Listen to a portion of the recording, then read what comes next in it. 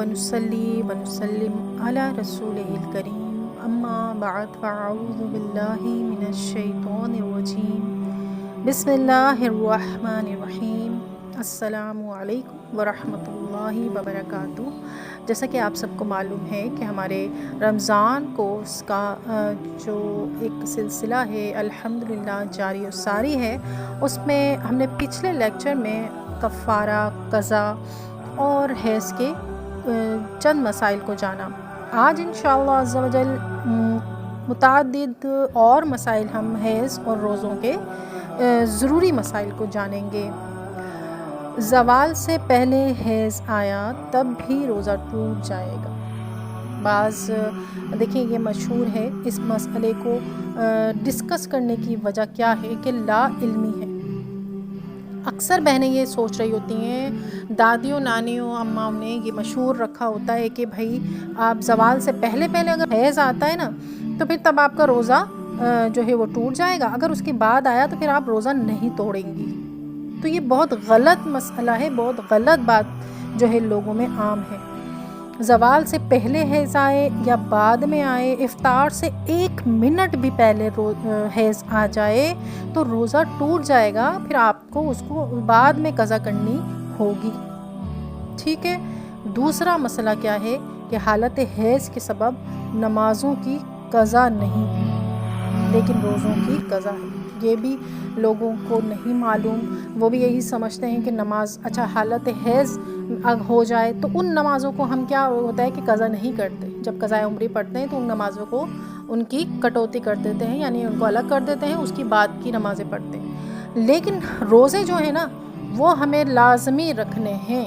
حالت حیض کے جو روزے 6، 5، 7 جتنے بھی چھوٹتے ہیں بہنوں کے ہر سال، وہ آپ کو پورے سال میں کبھی بھی آپ روزے رکھ لیں،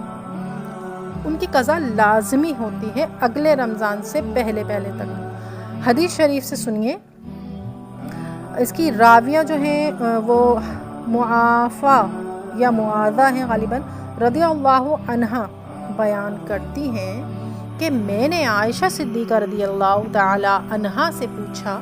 کہ اس کا کیا سبب ہے کہ عورت حیض کے سبب روزہ تو قضا کرتی ہے لیکن نماز قضا نہیں کرتی؟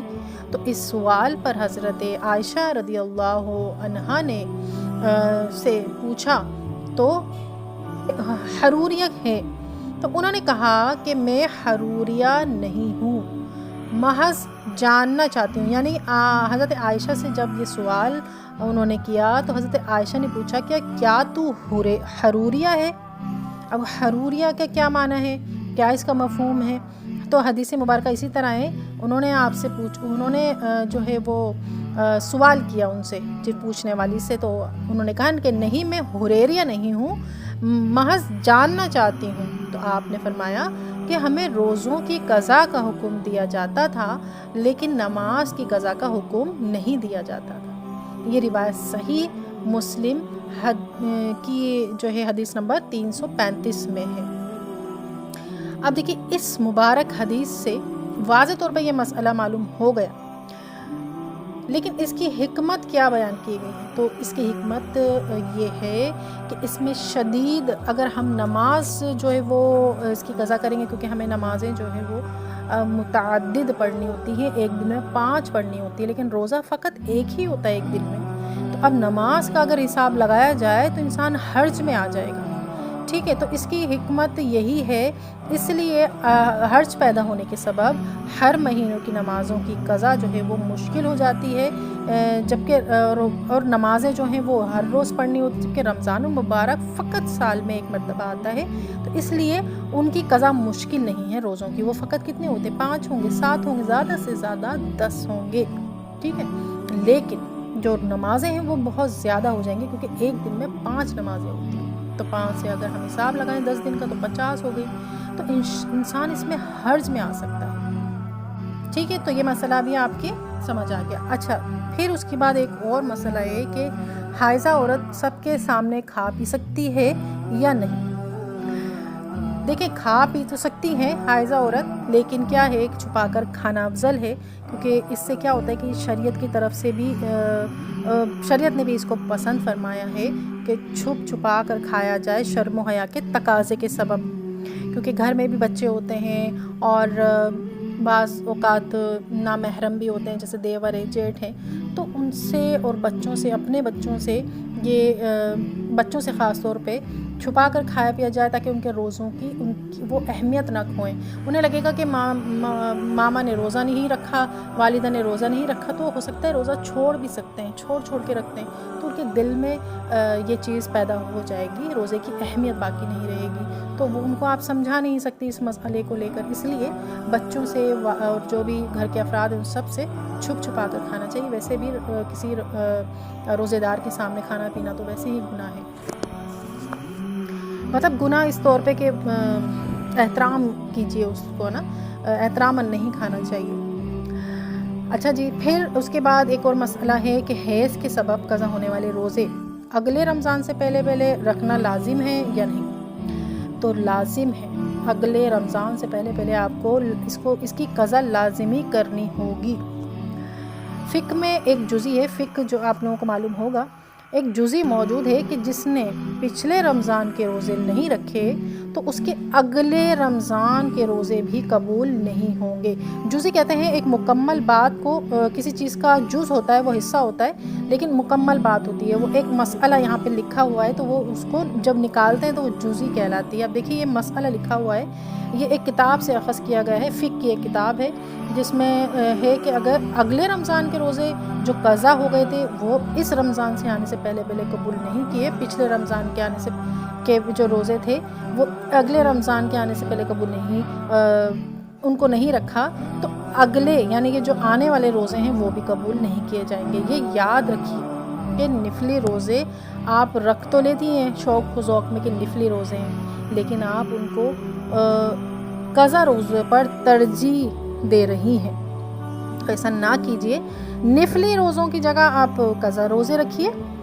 کیونکہ یہ عقل مندی نہیں ہے، آپ کو نہیں پتا کہ کب اللہ نہ کرے موت آ جائے، تو اپنے فرض روزے جو ہے ان کی گنتی پوری کیجئے اور اس کے بعد پھر خوب نفلی روزے رکھیے، پورا سال پڑا ہے، ٹھیک ہے۔ اور جو ایسا کرتی ہیں کہ جو نفلی روزوں کو ترجیح دیتی ہیں، اس کے بارے میں ایک شخص کے بارے میں، بلکہ ایسے شخص کے بارے میں شریعت یہ کہتی ہے کہ جس کے ذمے قضا روزے ہوں تو اس کے نفلی بھی قبول نہیں ہوتے، بلکہ زمین اور آسمان کے درمیان معلق رہتے ہیں۔ تو قرض کی جو قضا کی جو ادائیگی ہے اس کو جلد سے جلد کریں، نیت کر لیں، انہی دنوں میں رکھ لیں جب نفلی روزے رکھے جاتے ہیں، نیت کر لیں کہ میرے قضا روزے ہیں، اور امید رکھیں اللہ کی رحمت پر کہ اللہ پاک ان نفلی روزوں کا بھی ثواب ہمیں عطا کرے گا انشاءاللہ۔ پھر اس کے بعد ایک اور مسئلہ ہے کہ حیض روکنے والی ادویات اکثر روزوں میں کھا لیتی ہیں بہنیں، تو کیا ایسا کیا جا سکتا ہے؟ تو دیکھیے یاد رکھیے کہ ادویات جو ایک قدرتی نظام کو روکنے والی ہیں، تو سوچئے کہ وہ آپ کو ایک قدرتی نظام کو آپ روک رہی ہیں تو وہ رک کر کیا اندر ہمارے جو ہے وہ حشر برپا کرے گا، تو ایسا نہ کریں، کیونکہ ضروری نہیں ہے، یہ تو روزے ایک قدرتی عمل ہے، روزے فرض ہیں تو یہ بھی قدرت کی طرف سے ہے، ہمارا اس میں کوئی عمل دخل نہیں ہے، تو اس لیے شریعت نے جب آپ کو آسانی دی ہے کہ آپ ان روزے چھوڑ کر رکھیے، بعض لوگوں کے لیے آسانی ہو جاتی ہے جو بیمار ہوتے ہیں، کمزور ہوتے ہیں، تو روزے چھوڑ دیتی ہیں، کچھ بیچ میں تھوڑا سا ان کو گیپ ملتا ہے، اس کے بعد پھر روزے رکھ لیتی ہیں، تو اس لیے اس جو شریعت نے آپ کو آسانی دی ہے اسے نظر انداز نہ کریں، اپنے عقل کے گھوڑے بالکل مت دوڑائیں، اور مزاج شریعت کو سمجھیے، نہ سمجھنا صحیح نہیں ہے، اس سے جو حیض کا جو نظام ہے نا اس میں بگاڑ پیدا ہو جاتا ہے بہت زیادہ، آپ لوگوں کو پھر بعد میں ابھی نہیں ہوگی پریشانی، اللہ نہ کرے بعد میں جب جسم میں کمزوریاں آتی ہیں تو اس میں آپ کو مسائل کا سامنا کرنا پڑ سکتا ہے، تو اس سے بچیے۔ ایک اور مسئلہ ہے، حالت حیض میں روزے، نماز، قرآن کی تلاوت کے علاوہ دیگر نیک اعمال کیے جا سکتے ہیں یا نہیں؟ تو بالکل کیے جا سکتے ہیں، جیسے اوراد و وظائف ہیں، استغفار پڑھنا ہے، اور دوسرے جو وظائف اکثر لکھے ہوتے ہیں کہ ایسے پڑھیں ایسے پڑھیں، تو تلاوت سن بھی سکتے ہیں لیکن زبان سے نہیں ادا کریں وغیرہ، تو آپ اس طرح سے یہ سب چیزیں پڑھ سکتی ہیں، اور قرآنی جو آیات ہوتی ہیں انہیں دعا کے مد میں بھی پڑھ سکتی ہیں، یعنی ان میں دعائی کلمات ہونا ضروری ہے ان آیات میں، تو دعا کی نیت کر کے وہ بھی پڑھ سکتی ہیں۔ تو امید ہے کہ آج کے جتنے ہم نے حیض کے جو مسائل ہیں وہ پڑھے ہوں گے. اگر آپ کے ذہن میں کوئی اور بھی مسئلہ ہو تو وہ بھی آپ پوچھ سکتی ہیں, سوال کر سکتی ہیں. خود بھی علم حاصل کیجیے, دوسروں تک بھی ان لیکچرز کو, اس علم کو پہنچائیے. دعا میں یاد رکھیے گا. السلام علیکم ورحمۃ اللہ وبرکاتہ.